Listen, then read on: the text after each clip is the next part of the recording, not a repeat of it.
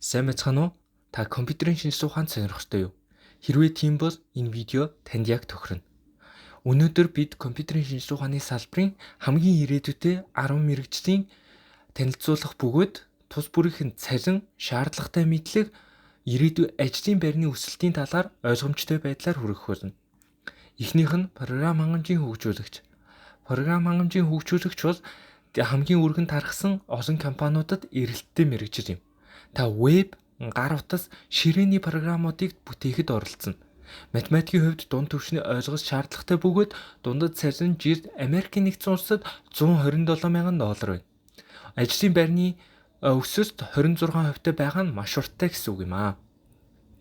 Хоёрдугаарт өгөгдлийн шинжээч буюу data scientist. Тэд том өгөгдлөөс утга, хандлага, шийдэл гаргаж байгууллагуудын шийдвэр гаргахад тусалдаг. Статистик, шугамын айлхвар зэрэг математик өндөр түвшин шаардлагатай цалин дунджаар $120,000-аас $150,000. Харин өсөлтийн хувьд 35%. Үүнээс харахад энэхүү мэрэгжил нь хамгийн хурдтай өсөлттэй мэрэгжлүүдийн нэг юм аа. Гуравдугаарт химийн оюун ухааны инженер. Та машин сургалт болон гүн сургалтын модулууд дээр ажиллана. Маш өндөр түвшний математикийн мэдлэг шаарддаг. Ялангуяа магадлал, статистик, логарифм, математик анализ.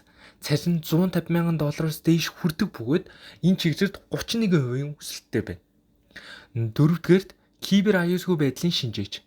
Орчин үед мэдээлэл хамгаалах хэрэгцээ асар өндөр болсон.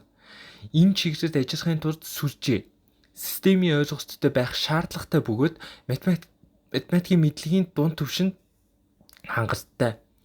Цалин жирд $120,000 бөгөөд 32% өсөлттэй байгаа нь энэ мэрэгжлийн хэрэгцээг эртгэнэ. Тавдугаарт веб хөгжүүлэгч. Та вебсайт бүтээх, хэрэглэгчийн интерфейс зохиох чиглэлд ажиллана. Математик тийм ч өндөр шаардлагагүй, харин бүтээц цэцгэлгээ хэрэгтэй. Дундад цалин $78,000. Ажлын байрны өсөлтийн хувьд 16% байна. 6-дугаарт DevOps инженер. Програм хангамжийн хөгжүүлэлт болон түүний ажиллагааг автоматжуулж үр ашигтай болгодог мэрэгжил юм. Энэ нь програм хангамж, сервер, автоматжуулалтын мэдлэг шаарддаг. Математикийн дунд түвшинд харин цалин $125,000-аас $140,000 орчимд байдаг. Ажлын байрны өсөлт 20%-аас давсан. 7-дугаарт сүлжээний архитектор. Их хэмжээний мэдээллийн сүлжээ, системийг зохион байгуулах мэрэгжил юм. Энэ чиглэлд ажиллахад системийн архитектор сүлжээний гүн ойлголт хэрэгтэй. Цалин дунджаар $129,000. Ажлын өсөлт 4%-тэй буюу харьцангуй тогтвортой. 8-дугаарт тоглоом хөгжүүлэгч. Видео тоглоомын програмчлал, дизайн хийх энэ мэрэгжил бүтээч байдал болон математикийн зарим ойлголтыг шаардна. Физик, геометри зэргийг чухал ойлголтууд шаарддаг бөгөөд цалин $90,000-аас $120,000 бөгөөд өсөлт 5-аас 9%-тай тогтвортой өсөлттэй байдаг байна. 9-дүгээрт UI UX designer. Хэрэглэгчид ойлгомжтой, хэрэглэхэд хэлбэр интерфейс бүтээх ажил юм. Энэ чигээр дизайн, хэрэглэгчийн зан төлөв судал чухал бөгөөд математик бараг шаардлагагүй. Цалин $85,000. Ажлын байрны өсөлт 16%-тай. 10-дугаарт блокчейн хөгжүүлэгч. Санхүү, ухаалаг гэрээ, NFT зэрэг шин технологид ажиллах мэрэгжил юм. Энэ нь криптограф, алгоритм зэрэг өндөр түвшний математикийн мэдлэг шаарддаг.